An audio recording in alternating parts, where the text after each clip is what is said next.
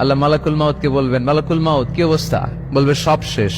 মাইয়াব্বা, কে বাকি? মালাকুল মাউত বলবে জিনেরা বাকি, যাদেরকে দেখা যায় না। আল্লাহ বলবেন জিনদেরকেও শেষ করে ফেলো, রুহু কবজ করো। মালাকুল মাউত আজরাইল জিনদের রুহু কবজ করবে। আল্লাহ এবার জিজ্ঞেস করবে, ইয়া মালাকাল মাউত আখবিরনি মাইয়াব্বা, এবার বলো আর কে বাকি? মালাকুল মাউত বলবে, আল্লাহ মানুষগুলো সব শেষ, জিনগুলাও শেষ, এবার বাকি ইবলিশ শয়তান। কে বাকি? ইবলিশরেও শেষ করো, ইবলিশও শেষ। আল্লাহ আবার জিজ্ঞেস করবেন, ইয়া মালাকাল মাউতি মাইয়াব্বা, আর কে বেঁচে আছে বলো? মালাকুল মাউত বলবে, আল্লাহ আপনার কথা অনুযায়ী পৃথিবীর সব মানুষের রুহু কবজ করলাম, সব জিনদের রুহু কবজ করলাম, ইবলিসের রুহু কবজ করলাম, এখন আছে শুধু ফেরেশতা। আছে কারা? যাও ফেরেশতাদের রুহু কবজ করো। ফেরেশতাদের রুহু কবজ হয়ে যাবে। এবার আল্লাহ জিজ্ঞেস করবেন, ইয়া মালাকাল মাউত আখবিরনি মাইয়াব্বা। মালাকুল মাউত বলবে, আল্লাহ আপনার কথা মতো ধরে ধরে সব শেষ, ফেরেশতাও শেষ, 4 জন ছাড়া। কয়জন ছাড়া? জোরে বলেন, কয়জন ছাড়া? ইসরাফিল, জিব্রাইল, মিকাইল, আজরাইল। আল্লাহ এই 4 জন আমরা বাকি। আল্লাহ বলবে, যাও ইযহাব ইনতালিক ইলা জিবরিল ওয়াকবাদ রূহা, জিব্রাইলের রুহু কবজ করো। ইযহাব ইলা ইসরাফিল ওয়াকবাদ রূহা, ইসরাফিলের রুহু কবজ করো। ইযহাব ইলা মিকাইল ওয়াকবাদ রূহা, রুহু কবজ করো। ওই 3 ফেরেশতাও শেষ। এবার আল্লাহ তাআলা জিজ্ঞেস করবেন, ইয়া মালাকাল মাউত আখবিরনি মাইয়াব্বা, হে মালাকুল মাউত আর কে বাকি আছে বলো? মালাকুল মাউত বলবে, আল্লাহ আপনার কথা মতো মানুষগুলো শেষ, জিনগুলো শেষ, ইবলিশ শেষ, আমার বাকি 3 ভাই ইসরাফিল, মিকাইল, জিব্রাইলও শেষ, শুধু আমি, শুধু আমি।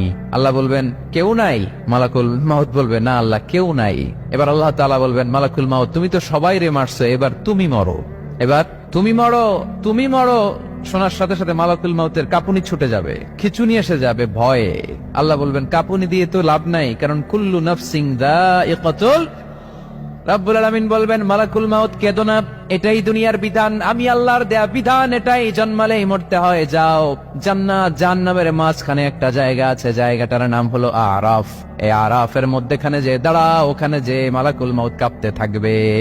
মালাকুল মাউত বলবে, আল্লাহ সৃষ্টির শুরুতে যদি জানতাম, সৃষ্টির শুরুতে যদি জানতাম সবাইকে মৃত্যুদান করার পরে, রুহু কবজ করার পরে আমাকেও মরতে হবে, তাহলে এই কঠিন দায়িত্বের ব্যাপারে আপনার কাছে ক্ষমা চাইতাম। আজকে আমারও যে ভাগ্য বরণ করে নিতে হবে সৃষ্টির শুরুতে, আমি এটা কল্পনাই করতে পারি নাই। আল্লাহ বলবেন, নো টক, মুত ইয়া মালাকাল মাউত, মর, মরে যা, মুত, মরে যাও। বলার সাথে সাথে মালাকুল মাউত এক বিকট চিৎকার হাঁকিয়ে মরে যাবে। মালাকুল মাউতের চিৎকারটা সেদিন এত ভয়ঙ্কর হবে, বিষ্ণু ইসলাম বলেন, ওই চিৎকারের আওয়াজ যদি পৃথিবীর মানুষেরা কান দিয়ে শুনতে পেত, তাহলে কিয়ামত সংগঠিত হওয়ার জন্য আলাদা করে ইসরাফিলের সিঙ্গার প্রয়োজন হতো না। ওই চিৎকারের আওয়াজে প্রতিটা মানুষ কানের পর্দা ফেটে ওই জায়গায় লাশ হয়ে পড়ে যেত। এবার ডানে বায়ে সামনে পেছনে উপরে নিচে কেউ নাই, একজন ছাড়া। জোরে বলতে হবে, তিনি কে? আল্লাহ তখন পৃথিবীকে একটা ডাক দিবেন, বলবেন, ইয়া দুনিয়া আইনা আনহারুকি, এই পৃথিবী তোর নদীগুলো কোথায়? ইয়া দুনিয়া আইনা আশজারুকি, এই পৃথিবী তোর গাছগুলো কোথায়? বটতলা।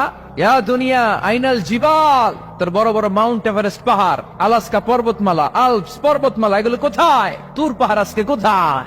ইয়া দুনিয়া আইনাল মুলুক, রাজা বাদশারা কোথায়, যারা ক্ষমতার দাপটে পা জমিনে ফেলতে চাইতো না? আইনাল জাবাবেরা, অত্যাচারী স্বৈর শাসকগুলো আজকে কোথায়? কোথায় আজকে? কোন আওয়াজ নাই। আল্লাহ তখন হুঙ্কার দিয়ে বলবেন, লিমানিল মুলকুল ইয়াউম, who belongs the kingdom today. Allah চিৎকার দিয়ে বলবেন, আজকে ক্ষমতা কার? আওয়াজ করে বলেন, সেদিন ক্ষমতা কার?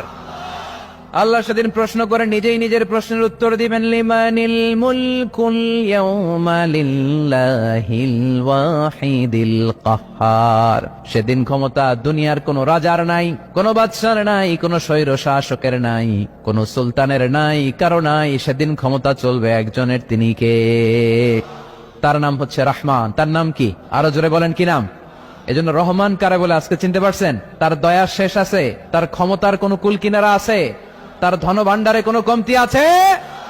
এজন্য লা বিশাইইন মিন নিআমিকা রাব্বানা নুকাযযিবু ফালাকাল হামদ, we don't deny any of your mercy and blessings, all praises to you. Allah তোমার কোন নিয়ামতকে আমরা অস্বীকার করি না।